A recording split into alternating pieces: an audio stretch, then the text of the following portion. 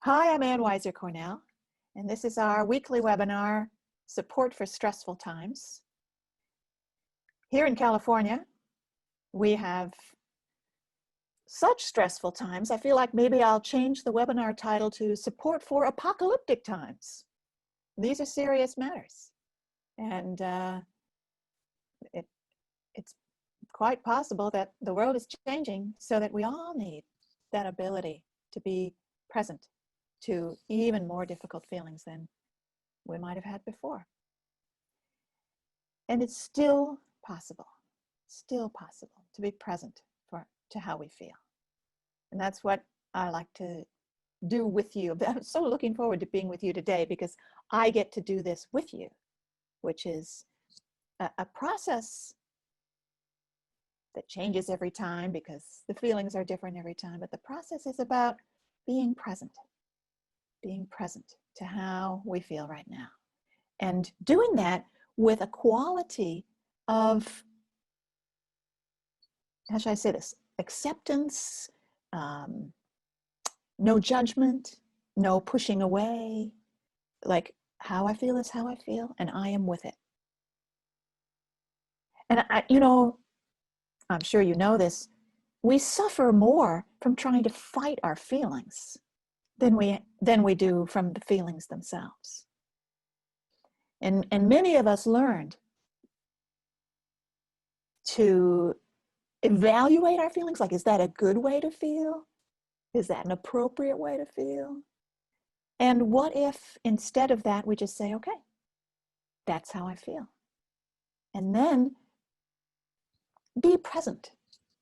So let me just take you through the steps of that so we can do it together right now. I need it too today. First, we pause. And that's sort of what we're doing together in having a webinar. We're pausing together. Anytime you need to, pausing is the first step. I don't have to know anything else about what is available to me, what's ready, what I'm ready to do. I can always simply pause. Then feeling. And let awareness come to my body if it wasn't there already. Sometimes it helps me to first feel my body contact with what I'm sitting on. Are you sitting right now? Can you feel your back, your seat, your upper legs? The contact on what you're sitting on. You feel your feet. Wiggle your toes a little so you can feel your feet. These are simple awarenesses that are always available to us. And yet there's a nice effect. You feel a kind of grounding effect when you check in, yeah. Okay. How am I now in my body? How am I now? So throat, chest, stomach is the area that I invite especially checking in with, because like this sort of inner front of the body seems to be like a sensitive field for picking up our emotional reactions to life. So are you feeling something in your throat, perhaps? In your chest? Your stomach? Wow, yesterday I felt a tense, anxious stomach all day long. And now I check and I don't. So as we sense in the body, we can feel those changes, like, oh, yesterday I carried around a heaviness in my heart. Today my heart feels lighter.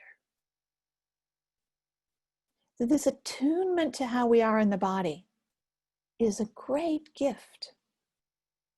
This is how your life speaks to you. Your living body. Your body is alive.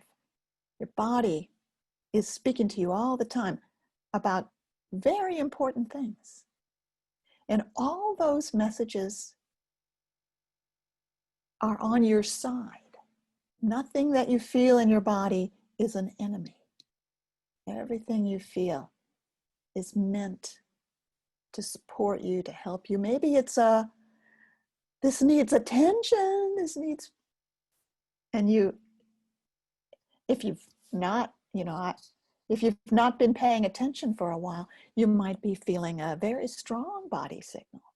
Part of its message might be, please pay attention to me. And if that's been going on, then probably there's something in you that hasn't been wanting to pay attention. And if you're aware of that, you can say hello to both. Something inside really, really wanting your attention, and something else really not wanting to give that attention. And you can acknowledge that both are there. See how that works? Let me check in on the chat and see what people are sharing. Yeah. Catherine writes, these days I'm feeling overwhelmed, so hard to access my presence. I'm spinning.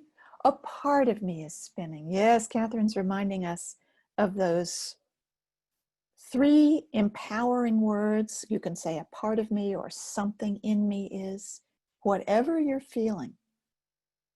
Let's say my example was anxious yesterday, spooked, freaked out because of the fires in this region. It was like night all morning. Whew. I did drive to the store with my headlights on at 10 a.m. So something in me was spooked. And so you take the feeling that you're feeling and add the words, something in me. It's not meant to make the feelings go away. It's a hello. It's meant to enable you to give company to what you're feeling. I love this. Now, I grew up in a family and a culture, the American Midwest, Western Illinois, near Iowa, where you were supposed to really not feel anything, not feel anger, not feel fear. Feelings were meant to be talked out of, right? Don't feel that. You don't have to feel that. And so the whole idea that I could have a feeling, and yet I could also be more than that feeling, so that I could be with the feeling, so that I could gain its wisdom, and yet not be pushed around by it or drowned by it, overwhelmed by it. That was such an amazing revelation. And I'm still excited about it.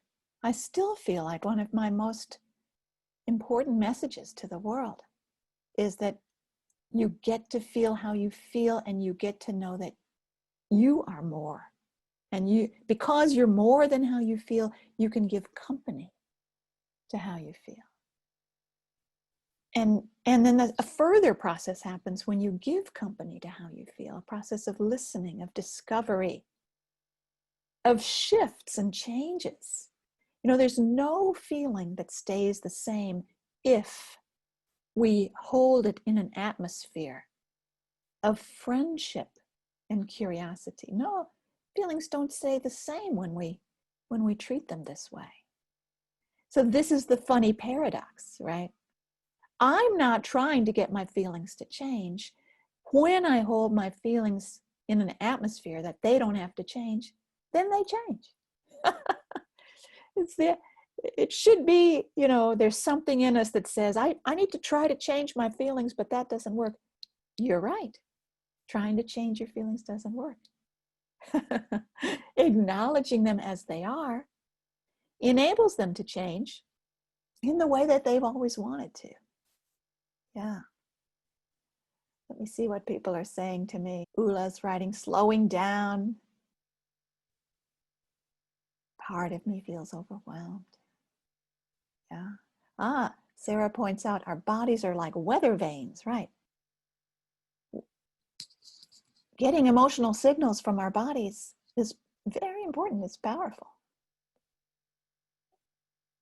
Karen writes, I can feel disappointed in myself when I realize I haven't paid attention or done things I know are better for me. I could feel the consequences, which can make me feel worse. My inner critic piles on. I know that so well. And I think that there's a part of us that we call the inner critic. I use my little red dragon to represent that. It gets so worried that we wouldn't behave well or have healthy habits unless it shamed us and blamed us. But the tragedy is that when I have a voice inside me telling me I'm bad for not exercising more, or not eating well, or whatever else it is, sleeping, going to bed on time, if I've got a voice in me shaming me for those behaviors, I feel like I want to rebel and resist, and it just gets worse. And so that's a recipe for stuckness. Well, how do we get out of that stuckness? Relationship. I notice that there's a critical voice, and I say to it, would you be willing to tell me what you're worried about? It's telling me what I should do, but I'm inviting it to tell me what it's worried about. What it's worried will happen if I don't do what it's telling me to do. And then when it tells me, rather than agreeing or disagreeing, I let it know I hear it. So that I'm shifting my inner relationship with both the criticizing part and the rebelling part. This is the animal I use for the rebelling part. I don't want to do what I'm supposed to do. Okay, I really hear that you don't want to do what you're supposed to do. And I am here. I'll make my choices with curiosity. I wonder if I will take a walk today. I wonder if I will eat potato chips today or not. Curiosity. So nice. So someone is writing, what do I do when the very environment in which, what do I do when the very environment is threatened? Yeah, that happens a lot. Our environment is threatening. Yeah. So you be with that place in you that feels threatened. Put a gentle hand there, say to it, hello. You know, some people think they have to first search for something in them that feels strong and able to give care and company. No, there's no particular strength required in order to give company to yourself. No particular ability. There's no need to be sort of together. All I have to do is let a gentle hand go to the place in my body that's feeling bad. I can do that. I don't have to feel good first. Yeah. I can say something in me is scared when it feels like all of me is scared. But you don't have to feel good first. Let's try it right now. If you've got some stressful feeling that you're feeling right now, anxious, scared, angry, overwhelmed, terrified, panicked, yeah? Tense, gripped, choked, yeah? Just say the words, something in me feels, fill in the blank. Just say the words. You don't have to first feel any particular way in order to say those words. And then notice, and probably nothing will change. Well, remember, we're not trying to make anything change. But what we are hoping for is that a relationship will happen. So say it again, as if you're saying it to yourself. Something in me feels so anxious, terribly anxious, panicked. Hello. Say hello. But you don't have to feel good first in order to say hello. Just say hello. Yeah. And then again. Then again.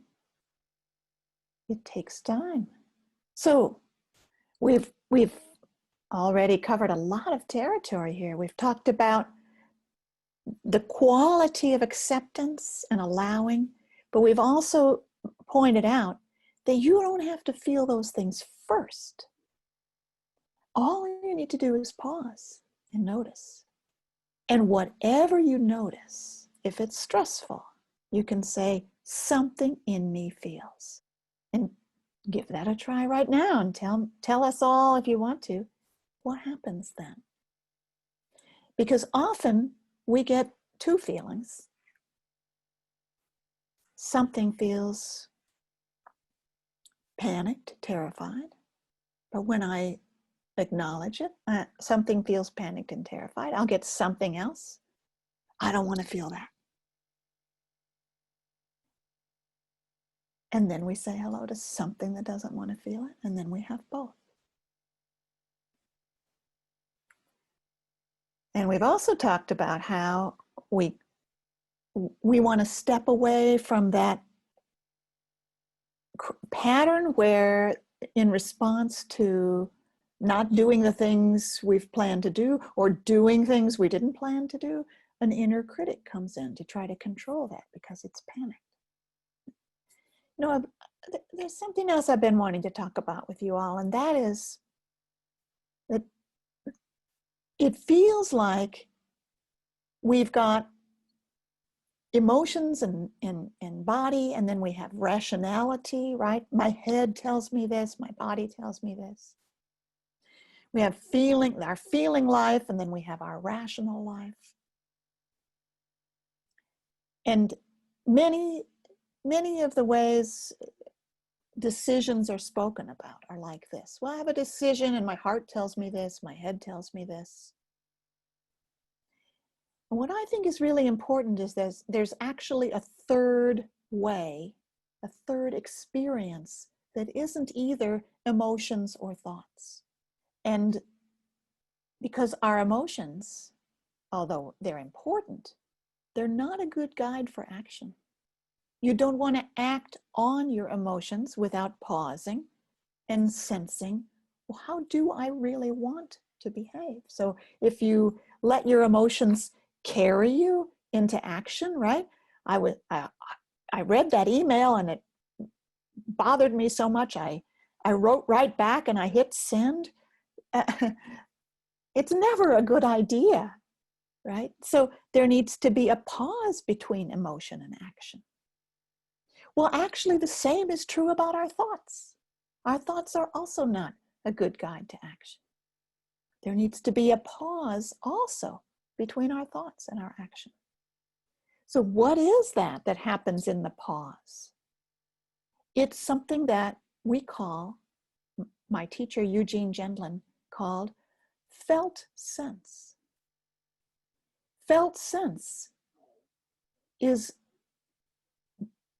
where your wisdom is. It's a better guide to action than either emotions or thoughts.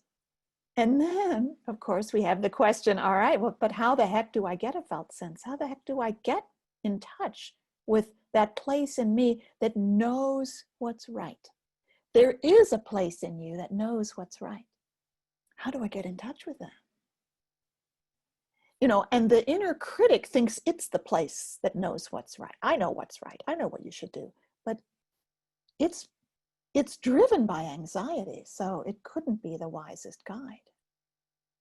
And then you have the self-indulgent part that just wants to do whatever feels good. Gosh, I'm a recovering alcoholic myself, so I know that's not the one to pay attention to. The felt sense isn't either your thoughts or your emotions. It's a place of inner knowing. And sometimes we are confronted with situations where we need to step aside, step out of the box, make choices that aren't, some part of us says, that's kind of crazy. And yet, do you remember a time when you did that? And it was absolutely the right thing to do. Just hearing this morning from a friend of mine who moved from Chicago to Israel 30 years ago, at a time when, one of those many times when things were quite hard in Israel. All her friends and her thoughts said, this isn't a good idea. And she did it because of the felt sense, the inner sense of rightness. And she is the person who's built up all of focusing in Israel. Atzmaut Perlstein. What are people saying to me about this? Ina writes, I have many feelings, but I only realize later that I have them. And then I pause. But wouldn't it be great to be with it in the moment itself? Yeah, I know. So the more you pause, the more you can get closer to being with how you feel in the moment. And Barb is acknowledging something in me feels pulled in many directions, stressed, resistant, helpless, powerless. Well done, Barb. Now say hello to that. Feel it in your body. Very nice. Ann is asking the question, is the felt sense self and presence? Not exactly, but they're very related. So self and presence is our name for the atmosphere, the environment, in which if you have a part, an emotional part or a mental part that's stressing you, being self and presence means you're able to turn toward it. By turning toward it, you enhance your self and presence. But when the parts are quiet, a knowing comes, and the knowing is the felt sense. Self and presence is the environment. The felt sense is what comes in that space. And in a way, they're really the same because they're you as wholeness operating the way you were always meant to. Yes. And is the felt sense the same as intuition, gut feeling? Maybe. Maybe that's what people mean. I'm not sure. I'd have to ask somebody who's using one of those words what they intended to mean. Andrea, yesterday's night like darkness at noon, the orange apocalyptic skies in San Francisco, global warming is real and it's scary. And you celebrate the little things you can do. I think that's wonderful. You know, celebrating is another resource that we have during these times. That if I feel something stressful in my body, I can pause, use a hand, use the language of something in me to turn toward it, to say hello to it. And I can also notice what feels good in my body right now. I don't have to only notice stressful feelings. Well, a little while ago, I was inviting you to feel your body supported. Feel your back and your seat and your legs and let yourself rest into that support. Probably that felt good. And probably it feels good to be here in a community of people of like minds, caring about being present to emotions, knowing you're not alone, noticing if that feels good, and savoring the enjoyable feelings that we have. And so Andrea's writing in the chat about some successes, some steps that were positive, and then we pause and celebrate them, pause and take them in. What did work well? What was a positive step? Our friend, the inner critic, doesn't let us do that. You haven't done enough. It doesn't matter that you did those good things. You didn't do enough. And remember, the secret to this part is that it's worried. It's not your wise guide. It's not your conscience, not your teacher. It may sound like one of your teachers, but it's actually a child part inside you that's saying those things because of how worried it is. So you can say hello and be present. Someone said, more Gendlin.